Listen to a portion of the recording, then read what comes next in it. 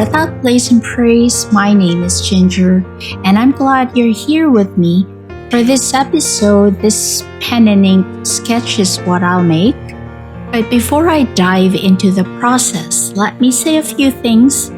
I have some subscribers who ask me where I am based, and because I featured KL in a lot of my previous videos, they thought I live in Malaysia. Some people who knew I'm from Canada asked me, why aren't you vlogging about Canada? And I was like, oh yeah, why didn't I think of that? I've featured many places in this channel, like I painted scenes from Copenhagen, from Kuala Lumpur, Germany, Italy, and Manila, but I don't pay much attention to Canada. I guess I sort of took my home country for granted. Everything around me is too familiar that I thought no one will be interested to watch. So today I decided to act on my viewer suggestions and bring you on a quick tour of my home. And while we're flying through the west coast of Canada, I'll work on an urban sketch of this famous heritage building in the heart of downtown Victoria.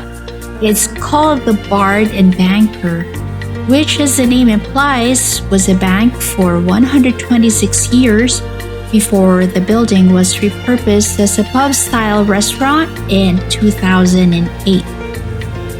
There's one artist who told me my sketches are too clean, that I use perfect straight lines, and color will well within those lines. So I thought, let me change up the style today, maybe only for this episode, and sketch without a pencil. So whatever squiggly lines and mistakes I make, I wouldn't care to erase them. This will be a quick and dirty urban sketch, and I'll use a Curaçao watercolor for a few highlights. I can't really color so much because the original building is actually all white and gray. So this is not going to be one of those whimsical, highly saturated, very colorful painting that you're used to seeing me do. Now come with me. I'll take you to my backyard. Oh, well, not really. There was an ad that ran years ago that said British Columbia is the best place on earth, and I can't agree more. It's a province that's surrounded by lush mountains, a lot of glacier-fed rivers, thousands of lakes, waterfalls, more waterfalls, flowers, rugged landscapes, and parks that are within a few minutes' drive from home. BC is a place where every season produces beauty. It's a place where nighttime is just as pretty as daytime, where even snow can be breathtaking. BC's architectural structures are as diversified as the population they represent, with touches of Asian, First Nations, or European here and there. Homes and buildings show off Canada's distinctive character and warm West Coast vibes.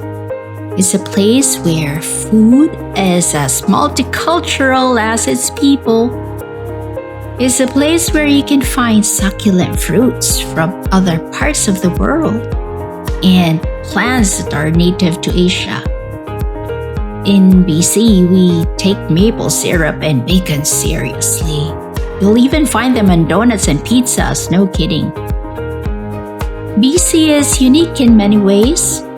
It's the only place I know where you can walk on water.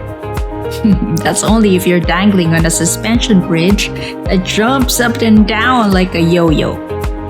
It's the only place where a train wreck in the middle of a forest has become an art museum for graffiti illustrators. I tell you, this train wreck is worth a 1-hour round-trip hike.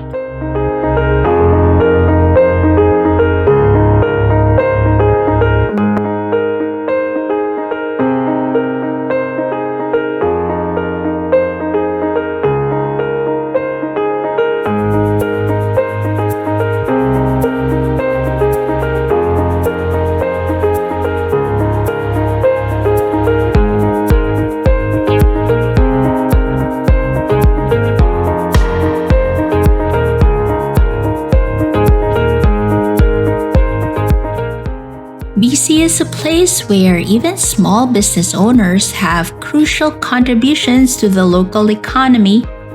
It's a melting pot of diverse cultures, and we celebrate the unique features immigrants bring into Canada from their home countries all over the globe. Sometimes the unique features are really so unique that you kind of scratch your head and wonder, what exactly are these? And what's that goat doing on the roof?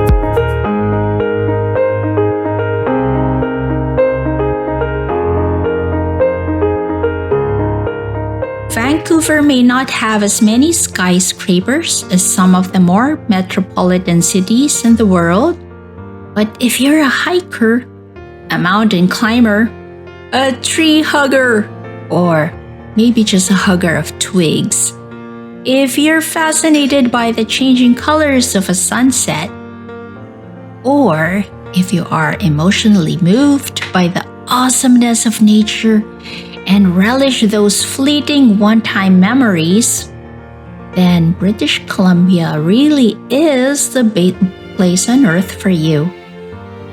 I'm urban sketching here. I'd like to take this chance to thank as well this growing Art That Plays and Prays community. This channel is just a few subscribers shy of 1,000, and it took more than 2 years to organically reach this milestone. I know, it's such a slow progress, right?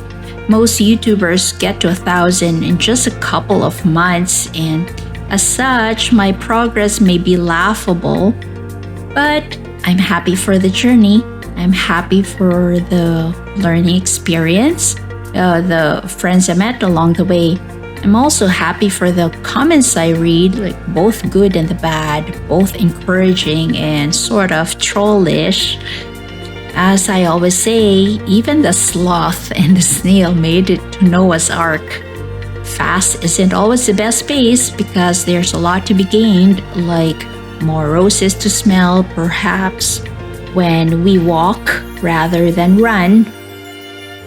So, my dear subscribers, thank you for giving this channel a lot of love. I'm truly grateful for your continued support, not just for the likes, but also for coming back again and again to watch what comes next in the feed. So apart from constantly showing you my working hands in this episode, I kind of wanted to tell you a bit more about myself and show this part of Canada where I walk, I sing, play, pray, and breathe. Who knows? One day you just might fly here, and next time, maybe we can actually meet face to face. So then, friends, thank you for being with me in another episode of Art That Plays and Prays. I hope you enjoyed this brief tour of British Columbia, and I hope you like my urban sketch, even in its rough and dirty form, with all the squiggly lines and understated watercolors. And in the spirit of our upcoming Thanksgiving celebration here in Canada, I'm taking this opportunity to pass around my heartfelt gratitude to all of you for keeping this channel alive. Your kindness and active engagement is what keeps me moving forward, so God bless you all. I'll catch you again next time. Till then, stay healthy.